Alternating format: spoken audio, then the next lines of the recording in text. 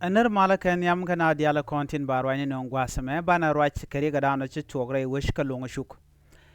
Take a rwine to want to go de konkelin gwasame lunga shuk taping taping apanal no ala lunga shuk kanti taping apanal lunga shuk jen dor ga jak shikamente my wit dor ga jak ngai kona no any eastern jikany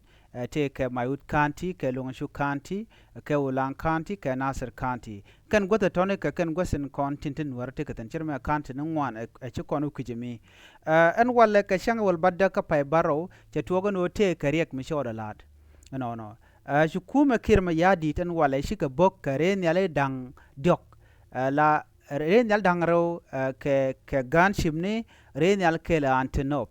Waken shi ka bok re dwa nuari ka lunga shukule la dore shal ke wodier gore jen wo ba na me be jen yaga yakel ko do badanen chajelat ke je mo gorano dero de palpin ke liengde ko ngai kono no kirma yadit ke jen gwase me chero de promise no te kamal me dere no ngai wi ka so sudan dundo ngode we ke menega nwari bana jo me bana je linkel ka do badan en cheto ke je mi jiram jidita kan kono nyam please ko subscribe ka ku notification bell ku je twany ko belerti tv kan mala chupka je gwasa dana pay kala rech ko gor kono de lerti ti de ko chup gwasna tin gor konke naga jen o dere na mo dere jeri aleka la sapodu ke channel en jo lat kono me gwasa me en walle ka chang wal badda ka pay baro ron kine dangra wi jen dangra wi di to go na gwasa dan karun wang wa to go jen karun wang along bena ka gwasa dana be ka tawel am ke morning ki karun wang wachi kumi kirma yadi chicken nuare chicken ke luzika ke ganshim ne dang joki ganship kel ke ganshim dang raw ke antinop kel ono adi enen gwasa me na me dul kim gwi na men gatin kontin chik boka ke ala kume kirma yadit no gwadan chik boktin chala do ken chika gat chicken kari outdoor gat men ngani ne dial cha kari outdoor jen kume mela kume kirma yadit no chika jo dan en gor kono de kono linki ta dan en chero lat keje riega me toga ka wodier ka lungashu kanti no ka jen shangan wale man gor kirma yadi dengo kirma yadi juze ne nuartin kontin te kwide nuar kontin tekel keje ko ngai kon me chala de kirma yadi ka gwase dan me shugwan ode kono parwe kirma yadi chen nuarin kono tekel keje chega jogo no yen magorano beje muy ka position ke be yo be kejek okay ran be ladde be jakolat be dora be jakondek be nuadi al be ka kon jako be malken be ken ga yapin lo be ken neka en kirma yadit ka jo dan en salat so menen kono me mi shari ale ka kirma yadit ken nuare kono tikel ga je chale ne jabang cha nang nuare bang ne ko na ka nuare karodien ngai kono kirma yadit la de mishit ken me ko irun mo waje tich be shulad no shi en nakamo ken nuare karodien te kerik tone me jang nuare kontin jaka ko ba ka use kirma yadit ke jang ko kanetimo de lar no kwikan ngwak ko nagdien ke shema ne ken telemba nonke yo wati la tuken achang baji ko walle ngoda borun biluni jogba don were ka jaw ko kon lingwa seme te gro mishala Nathaniel Perino jena ramkel mala deputy chairman no ka acting chairman ka kuma spelayo ka gwa Dr. Riek Machar aja Ramadan en tiwi kwa mantama gwa da Dr. Riek Machar tere ti jen gwa semene shemanda na shala da kirma yadi la kuma SSPDF so Sudan People Defense Force no shaja condemn jela no tela mal mi bimet ben mungot kirma yadi use gunship ne use antinom ne lawo naga nuari ki boganetin content la SPLIO ne re content kwa kuma SPLIO kwa je support chikamanda naga nuari kana gat naga gan nuare ka naga men shela go mi shela den kirma yadi de tele do mo de mal der ben ka je tele ramade jela no gora mal ka bangot ka mengode naga netin kon tin la SPLIO ki nuare ko nuare ko la target na kolora bang ka kwi ko ken shun kan kel ka Dr. Riek Machar ajane selpa kirma yadi ajane ala unify force la de ajane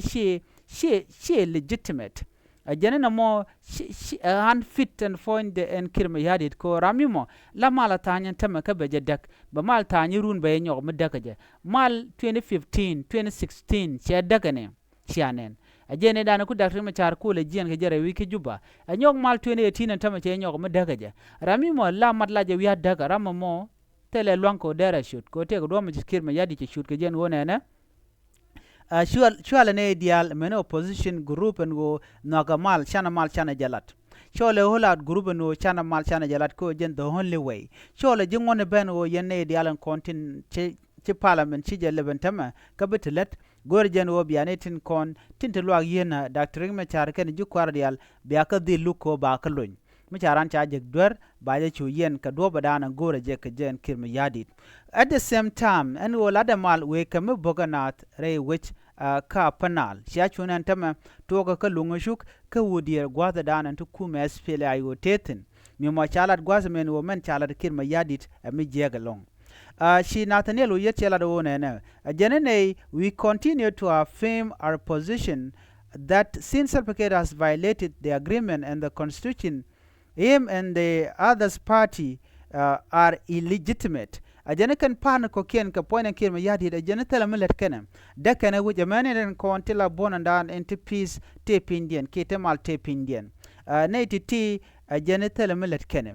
kanetin kontin jakanas ko bana ba kana kare wika South Sudan kan wo da bitke nanaje gwade dan ci kuma kirm yadit ino na shana ce ga naka cantonment site naga jas pelayo shi anene ne tar wiki juba amana gwade ala kontin te ka kai kotoria gura nwari ten konti la jas pelayo kierami mote ka pelayo naga ka do kolarno kotiji kotoria ten kada ta jante ten jen kwale chol ga jamo pelayo shana melatani la kan yatiayo budon nware ban milat ke kir ma yadi chala do ne me shemal ajene mal be benena na en wudi shalka Nathaniel Uyet e wut ji Equatoria chala do kir ma yadi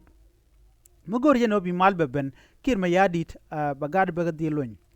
kir ma yadi mugor jeno bi mal be bere wi ka South Sudan be GSPLA yo be ga kon lon be Dr. Riek Machar be jelon raina murai kon ci Nathaniel Uyet chala do ne he has detained over 100 political detainees and members of the SPLIO. No agreement without political and civic space. No legitimacy without freedom of political detainees. Telemal medeben me can bon ten content de mal de genong makana kon kamra re tijien Nathaniel Uyet cha jo mo cha jalaten go en wo bikir me yadid be mal be genong re wika South Sudan go re geno benetin kon tila political prisoner netin cha yen wone ke Dr. Machar beke dilwin kenyam ko dong bikir me yadid bongo nagana nare winten kon tinte jas pele ayotin ajana me chi chong cha jo mo cha jakwen Nathaniel Uyet jo me agenda na gore de nywa yakel en walle murai kone si kuma kirme yadit chen wareten kon tintire wi kalungo shuk ka wudier gat men menengwani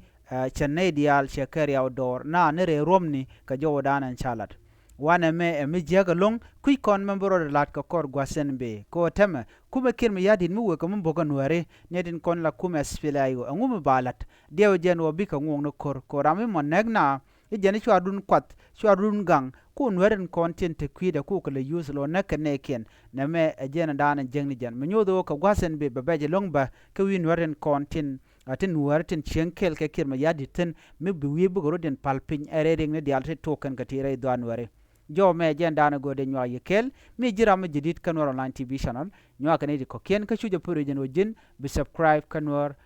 online tv channel bi atakamal bye bye